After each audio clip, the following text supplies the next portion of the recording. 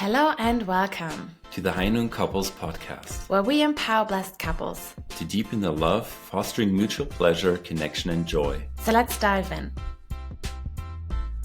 Welcome back to the Heinun Couples Podcast, where we empower blessed couples to build strong, intimate, and joyful marriages through love, connection, and heavenly sexuality.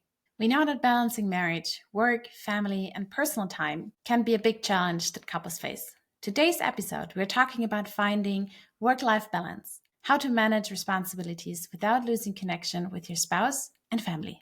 Our guest is Amelia Lindemann, a mom of four, Nürnberg community leader in Trinity, and works for the School of Love. Amelia shares her real-life experience on how she juggles parenting, community work, and career while still making time for her relationship with Gabriel, her husband. She opens up about what worked, where she struggled, and practical ways to create balance. Let's jump into this conversation with Amelia and learn how to bring more balance and intention to our daily lives. Hi, Amelia. Thank you so much for being on our Heinun Couples Podcast. And thanks for taking the time to be here with us. Yeah, welcome. Yeah, thanks for inviting me. It's my first time to be on the other side of a podcast, so I'm really excited. Oh,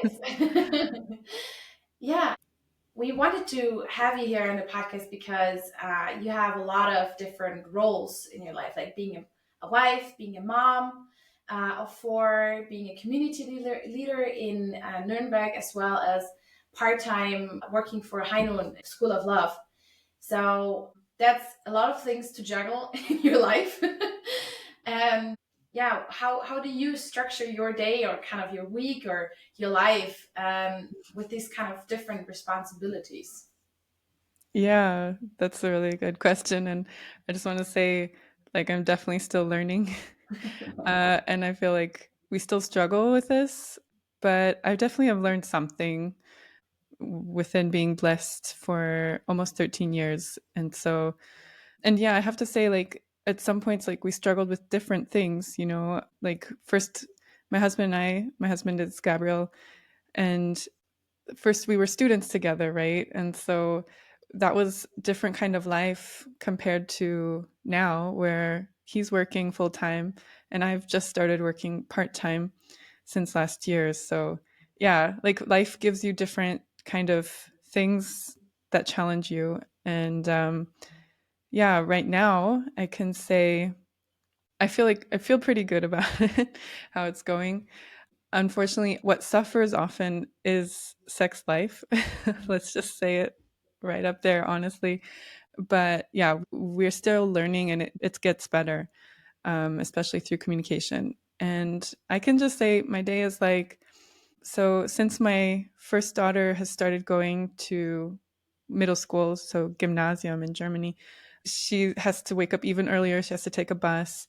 So I do my best to wake up before the kids, because I realized I just function better when I have this few minutes of quiet before all the kids wake up. Although I'm not saying my 12-year-old daughter is loud or anything.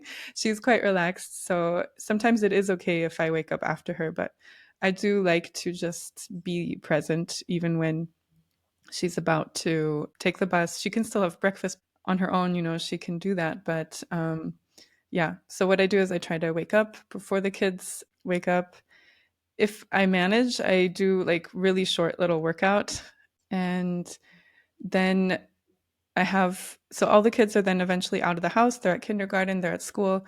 That's my work time. And then they come back around afternoon. We have lunch together. And that's then my kids' time. Then eventually, they go to bed, and that's our couple time. But often we're too tired. More me. I'm more the morning person. My husband is the night person. And that's very challenging. I mean, it sounds so, I don't know, cliche, or everybody knows it.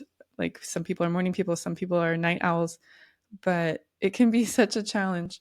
But usually we will spend a little bit of time in the evening, either talking or sometimes also, doing something for our community. So how we balance that is we always have a meeting at least once a week with our Trinity. to talk about our community and like what we need to organize. And so these meetings that are for church or for some sort of support group, those usually happen in the evenings. We try to do it when the kids are asleep, but then it can take away from this couple time, right? And so this was getting really challenging when I was kind of before I started working, but I was really dedicating a lot of my time to the community. And I felt like I was being a good person. I was waking up early in the morning at 5 a.m., getting ready to do 100K with our community members online at 6 a.m. And so I was investing a lot, but our couple was suffering. And so I, yeah, we just made it a priority by making a date night every Thursday. And so that's when we just don't schedule meetings. And yeah, I'm quite happy to say like we've stuck to this pretty well. Yeah, unless like a kid is super sick or we have to deal with something. Yeah, this has really helped us as a couple. And so that's like kind of our day/week. And then also to make sure also the kids, I get a lot of time with the kids. I One point for us to improve is definitely time as a family to find this regular time. I've talked on School of Love about having pizza night Mm. or just little fun family traditions or family meetings, but it still is a challenge to make this really regular, just with the whole different schedules of each individual in the family. But yeah, little fun traditions help. Also, sometimes we just try to go on a walk in the evening all together. And then also one thing that we also find really important is to go on one-on-one dates with each of our kids and trade off. So like I go through all four, and then Gabriel will go through all four. And I think we managed to do this round at least 2 times in a year. I think maybe even three, but we make sure to do that too. Oh, that sounds very nice. Yeah, that's a great idea. Yeah. Yeah. Like for us, when we have kids in the future, to have that like dates with our kids. My Hmm. dad is coming over for on Thursday, and he also said like we want to have father daughter time with me. So Yeah. Yeah, that's that's wonderful. nice.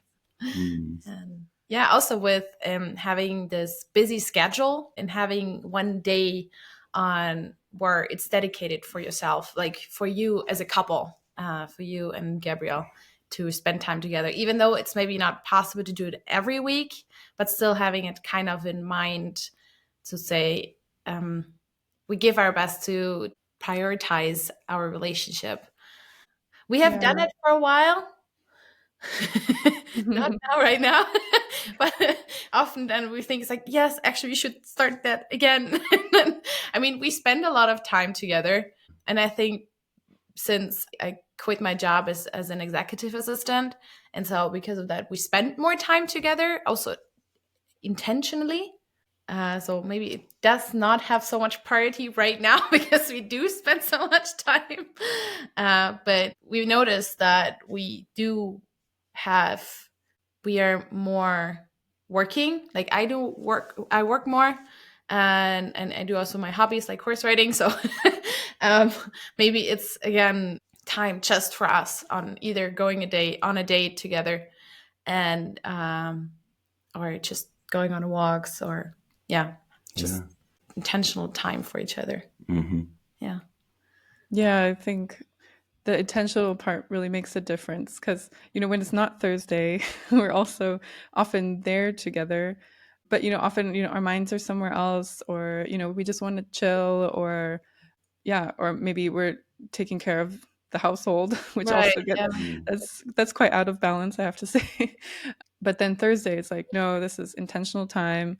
And we'll often kind of celebrate that by either cooking a meal together Mm. or ordering in, because, we have our kids in the home and we don't have babysitters most of the time.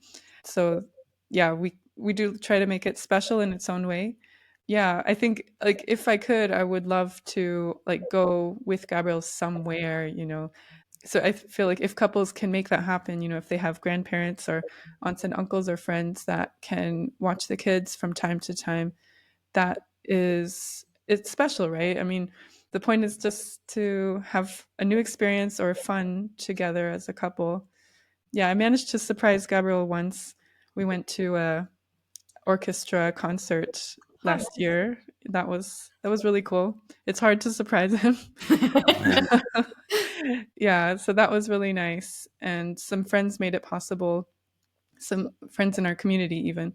So, yeah, it's good to also invest into those relationships, because then you have a bit more support. Right. I'm Yeah. guessing also it's like this fear of not wanting to ask or being a burden to others and asking, can you take care for maybe 2 hours of our kids? I mean, of course, when they're really little and it's not possible, it's something different. But if they're old enough and they know the people who will take care of them, it's usually easier, yeah, to have the courage to ask. And it's like it's okay to ask for help or to support. It's like it's just for 2 hours, maybe every other week or so, or once a month at least, or yeah. Yeah, asking is not easy, but I think it's easier if you offer it first and then you can ask afterwards, you know, if Right. they have kids or yeah. Right. I was wondering, for couples who don't have kids yet, but they're totally tied up in work and in just their everyday living, if they don't spend enough time together, quality time, I mean, like going on date nights or surprising each other, having that in their mind, right? Do you have maybe one or two ideas for those couples to start being more intentional about their relationship, which wouldn't be like one full day maybe of intentional time, but maybe like a smaller step towards that? Do you have any idea? Hmm. Yeah, I mean, I think it really, really helps to make this practical step of just scheduling something on a calendar, like do this physical action of, whatever works for you, whether it's a paper calendar or a digital calendar, Hmm. put it there and prioritize it just like you would any other business meeting. You can either, I mean, it's good to probably let your partner know so that they also have time, but yeah, to schedule that together and then do what you will with that time. But yeah, I think just put on the calendar. Like I've heard even some couples, like they even put sex on the calendar because, Right. it's something that can just get lost in family life. Yeah, we don't really do that, although we have tried it. But also another thing I want to just say is, I mentioned that we're quite different in our schedules, my husband and I. And so it's also a difference in libido often. Mm. Um, I feel like, yeah, that's often where the misunderstandings can happen. And what helps us is to really understand each other, to really just feel understanding, because sometimes there is no perfect solution. Mm. Um, but when we talk and feel understood, that's the first step towards, even being able to really connect intimately. Right. And so, yeah, it can just feel unfair on both sides. And so I feel like, yeah, even sometimes this conversation it has never gotten ugly between us, but it can be difficult. And it's something that often gets avoided. But it's just so much better when it happens. Usually, if we wait too long, it's more likely to involve tears on my side. But yeah, it's just so much more helpful to have these kind of conversations, just feeling understood. Mm. Hmm. Yeah. Yeah, I can relate with that. That it's like just hopping in a bed is without any kind of emotional connection beforehand. It's like it's sometimes it's okay, but sometimes it's just like it's not really possible, or it's like it's I'm wander very easily off with my head, like with my thoughts, being not present. And I feel is when we connect beforehand and talk and having like this conversation, maybe even if it's difficult or not, then I'm present in my thinking in my head and was like, I'm connected with you. And then I feel, yeah, also the sex becomes so much better because I'm just present and being there and not wandering off in any other direction. I'm there, and then the orgasm is also much better.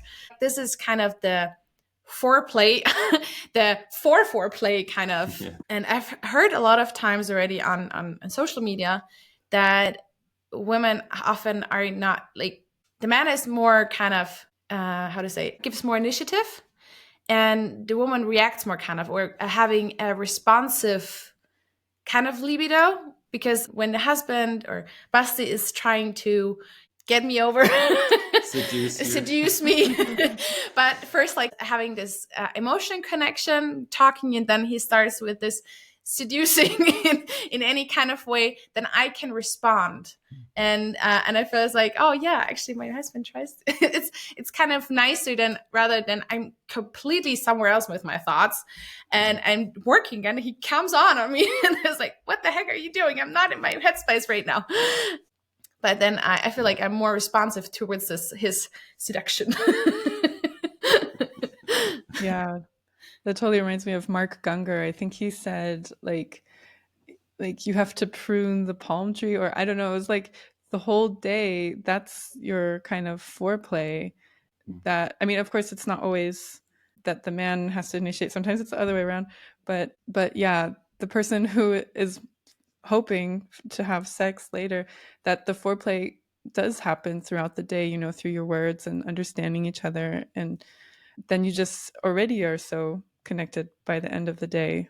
um, How do you take your for yourself time? Like, is that you do it more kind of a little bit in the morning, getting up before the kids and having a little bit of a time for yourself, as well as trying to squeeze in a workout?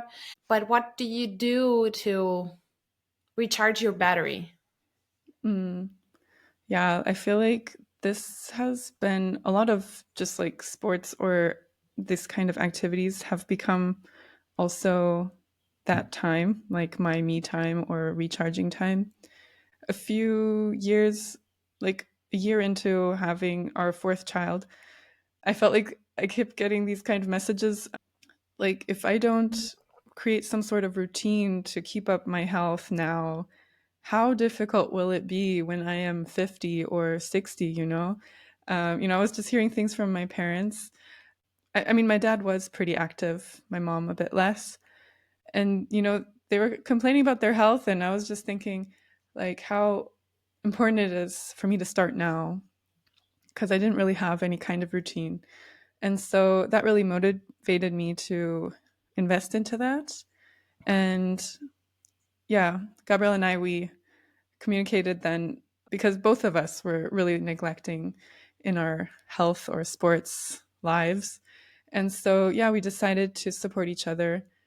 One thing that really helped was to join our local jogging club Mm. because it really, really helps to, have a group to be Mhm. with and that does these things regularly.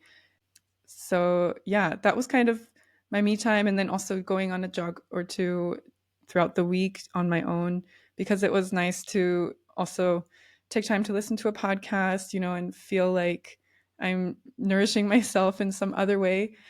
So yeah, that is like, and I noticed that I feel so much better afterwards.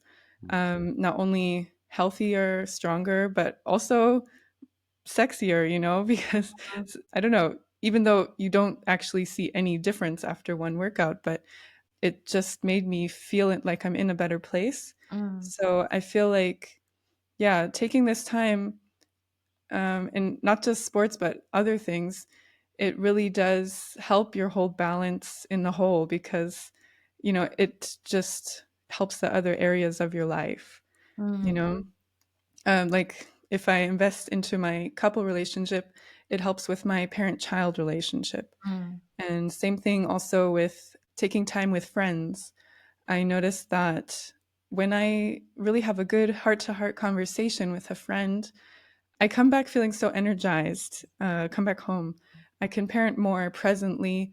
And yeah, and I'm in a better mood with my husband. So yeah, that's another thing. Like that was also kind of me time, investing into friendship or just one-on-one time with a good friend. I think one thing I don't do enough is really like hobby and skills. Mm. Um, that's something that still suffers, and it's still something I want to change this year. Yeah, I mean, my kids are kind of old enough. I could do it. My I, I still have just too many excuses, I guess. I have to kill the perfectionist in me for one thing, but yeah, that's something that I'm sure it would also contribute to the other areas of my life if I can invest into it more. Jogging and meeting up with friends, I try to do. Now I also go on walks more rather than Mm. jogging. Thanks, Amelia. So, since you're doing School of Love, I was wondering how working on School of Love, pouring your heart into it, how that, in a way, it collides a little bit with your family since you have to take time off, but you're still at home. But maybe your kids are around, or you have to pick them up, as you described. And I was wondering how you are able to set boundaries so that you can, yeah, still full-heartedly invest into your family, into your relationships, and also get work done in School of Love. Like, how do you balance that? How do you set healthy boundaries around that? Yeah. One thing that was really important for me was that I find a part time job, not full time. I was happy that this worked out quite well, also that I could do it from home. To be there if the kids, are sick really easily, I can just pick them up. And yeah, so this was actually a really great deal because it didn't feel like it was compromising my life with my kids too much. But yeah, in the beginning, I did need to make a few adjustments. Sometimes school in Germany is really short, even shorter than kindergarten, where it would finish sometimes at 11:30 already, and I didn't feel like I had finished enough work. And my son would come home, and sometimes I would try to work alongside him doing homework or playing, but it just didn't feel right, just being half present. And so one thing that we just started doing a few months ago is that our kids all stay in their school or kindergarten till 1 p.m. There's like an after school sort of daycare. Mhm. And that helped a lot to just feel like, okay, I have enough time for work. And when the kids come home, then I put work away. Yeah, because that was sometimes the problem, that I didn't put work away, Yeah. and I would not be fully present with the kids.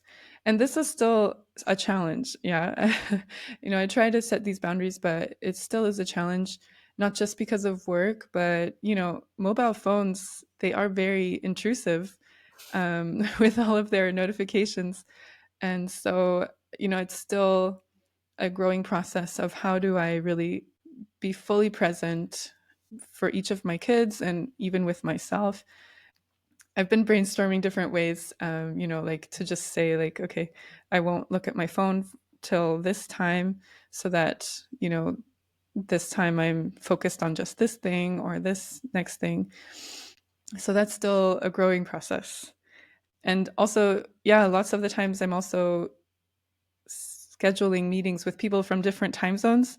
So that's been really tricky as well, because often with America, it's been in the evenings, and that's usually the time where finally my husband is off work. And yeah, of course, I don't do Thursday, but it can be tough, trying to stick these meetings in, whereas there are also a few meetings also from Germany, also in the evening. So it's been challenging, but yeah, still in some way doable to just, especially this year, one goal of mine was to be organized. And so if I really have my week set out, not just this week, but also the next one, then I feel a lot more better about, okay, where can this meeting really fit well? And also scheduling in, also in my calendar, things that are important for the kids, So it's not just about scheduling all my business meetings, but also kids' time, what's important for them. So, yeah, that helps me to make the boundaries around things that need to be protected. Yeah. Although I do still feel really blessed with this kind of situation with School of Love. Mm. Yeah. Especially the work is aimed at family life. And so I feel like sometimes, I work in the morning and then I get to practice my work in the afternoon. So yeah, it's a blessing, and it's still a challenge though, but I've become more aware of how important it is to be present. Yeah. I can really relate with that. Kind of on one side, working on something for us, for example, with high noon couples, and then practicing it as a couple, and it feels like it becomes even more authentic. And I feel like I see also when I watching your podcast, it feels authentic because you live it as well. You practice what you preach. I feel like this is so valuable for other people as well, for other blessed families with their kids. Yeah. So if anyone wants to work with School of Love or Hidden Couples, we can just say the full on benefits for you and your family. Right. um, we like to do some kind of homework or action steps for Hmm. the couples who are watching Hidden Couples. So, can you give them three things they can do to create this work-life balance? Hmm. Yeah, I mean, one thing would definitely be schedule time on the calendar for someone that's really important for you. So maybe it's your couple, or I don't know if singles are also listening. It could definitely be like a sibling or a parent. And yeah, if you're a parent, then also your children, time with your children. And yeah, but definitely I recommend making a regular date night, even if it's not every week, but once a month at least. It has to be Um, Thursdays, right? Thursdays, then we're all booked on Thursday all over the world.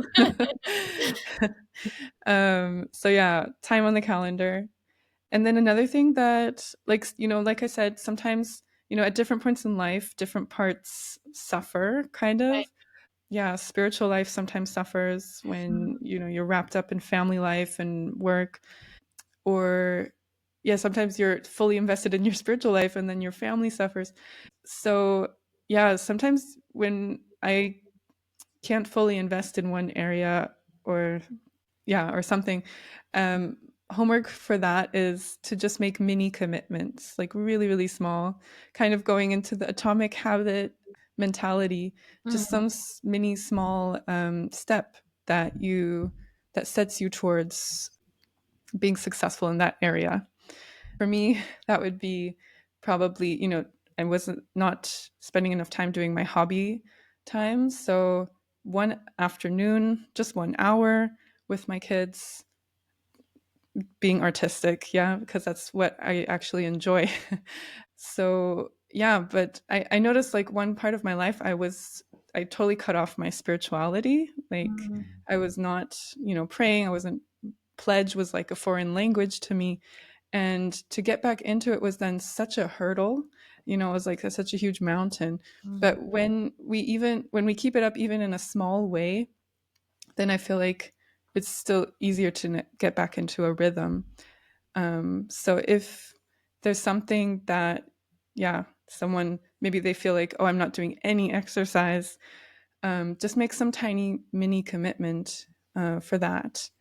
And then you feel like, oh, it's easier to take another step. Right. And it's the whole point is just tiny steps. you Right. know, Yeah. yeah, that's two homeworks. I don't know about a third one.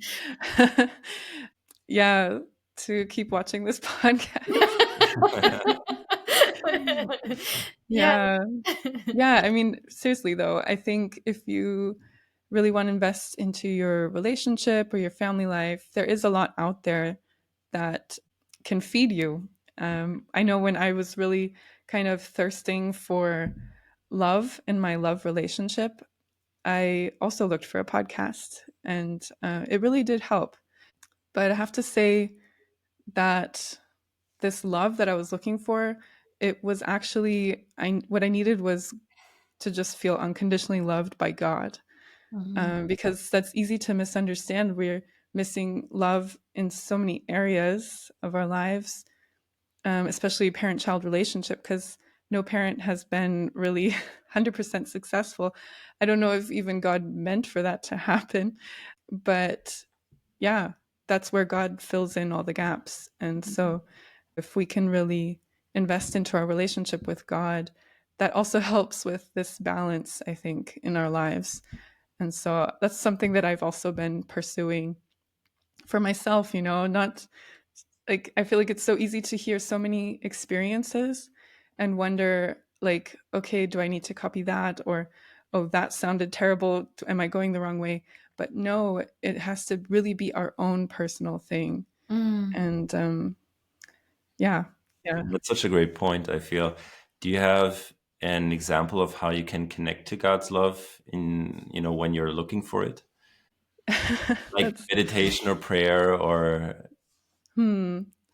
That's a really good point. But then I feel like I'm going back on what I just said of like you shouldn't copy, other people. But yeah, I okay. mean, of course, yeah, there are formulas. Like I feel like lots of people are really successful when they do conditions. It seems like it just happens. I don't do enough conditions. Maybe that's something that I need to work on more.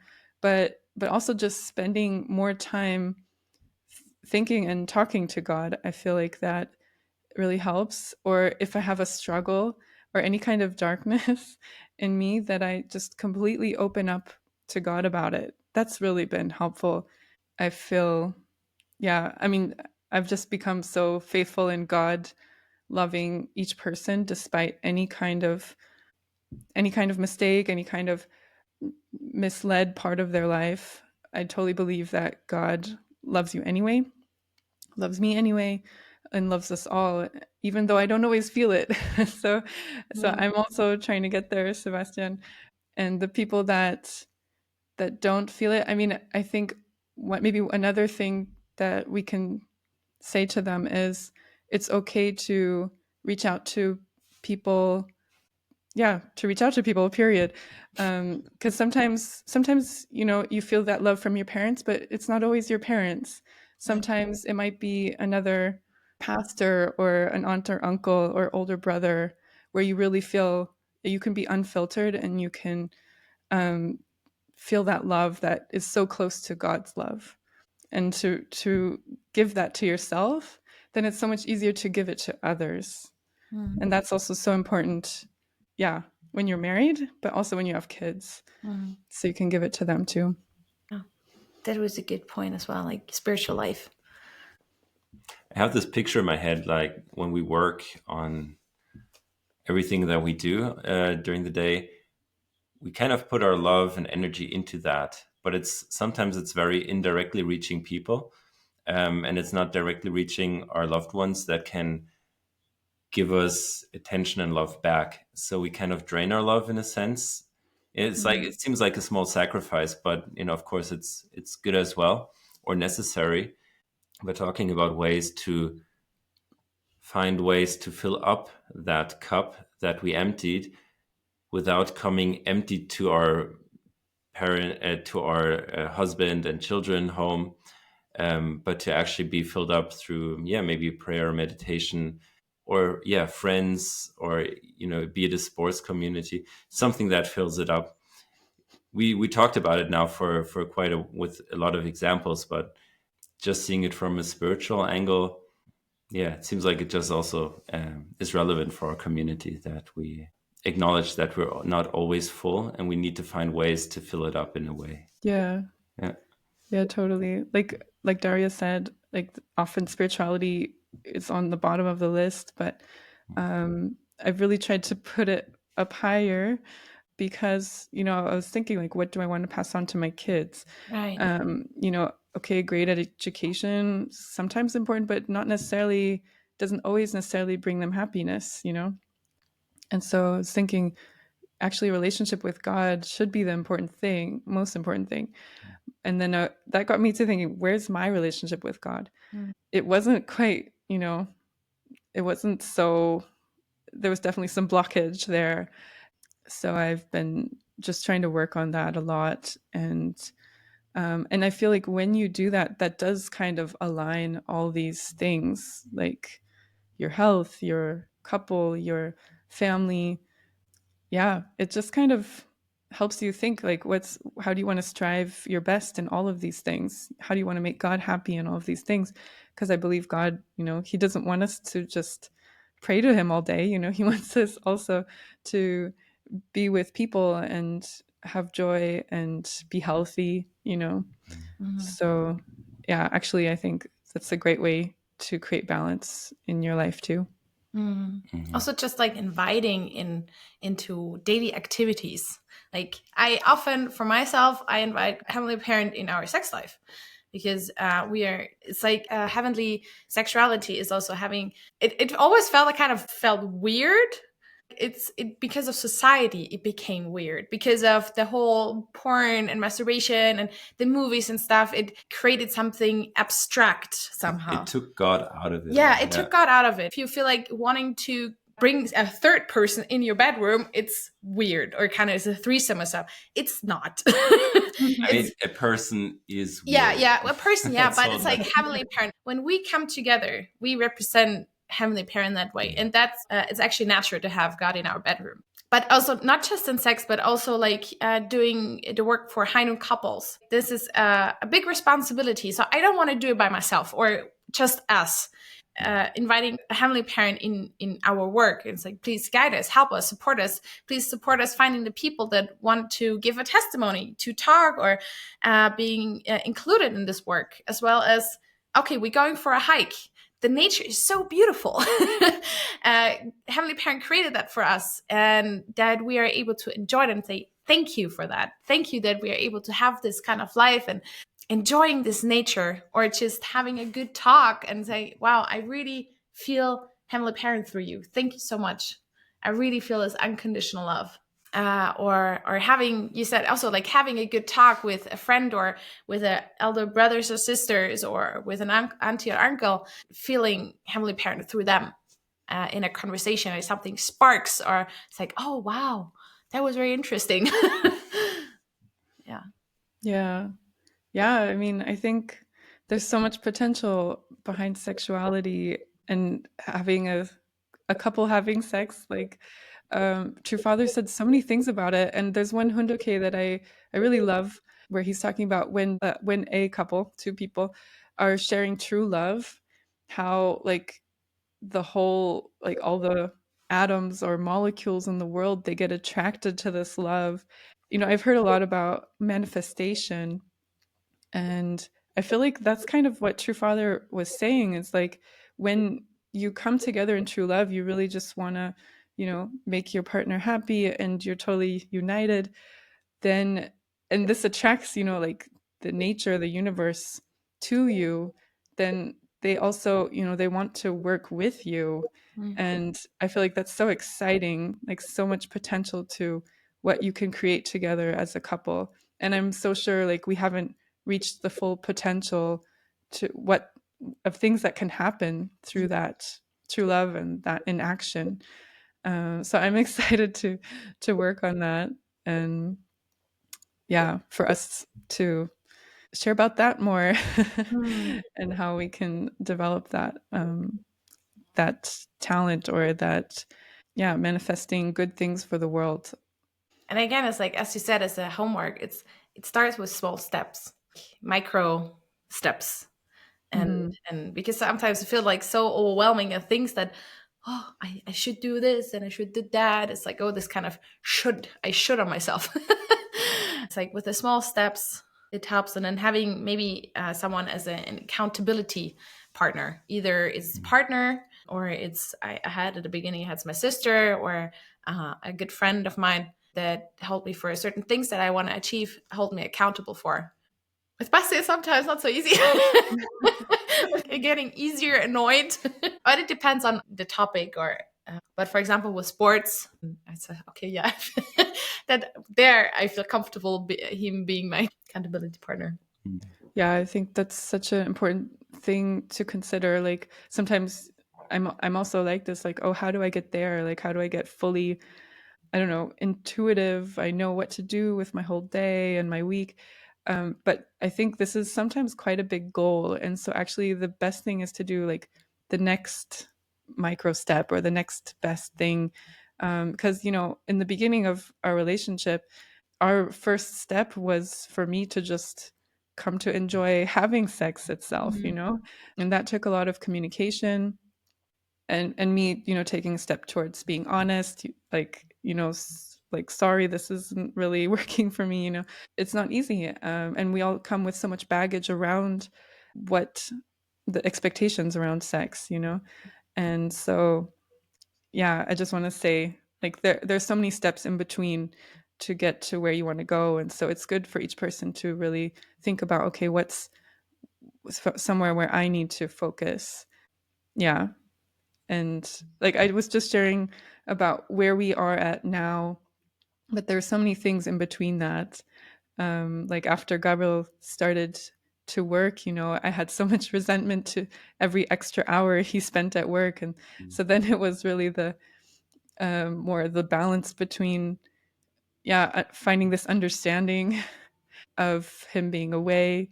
And I mean, in some ways, him also maybe trying to work less.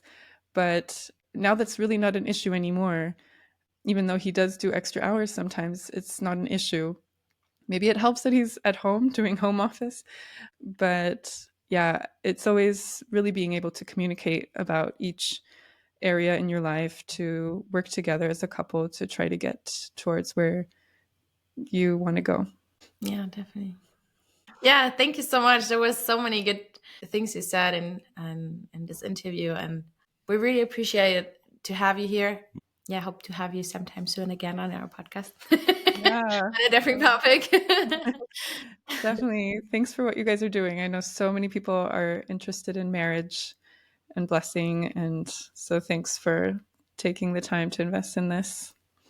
Yes, we're happy to do that. Yeah. And to every couple who is awaiting a child, check out Amelia's website, School of Love, where everything is about raising a family, raising kids, in a principled way. Yeah, thanks. Thanks for that. Yeah, thank you so much, and hope to see you soon. Yeah. Yeah, See take you care, soon. guys. Bye. Bye.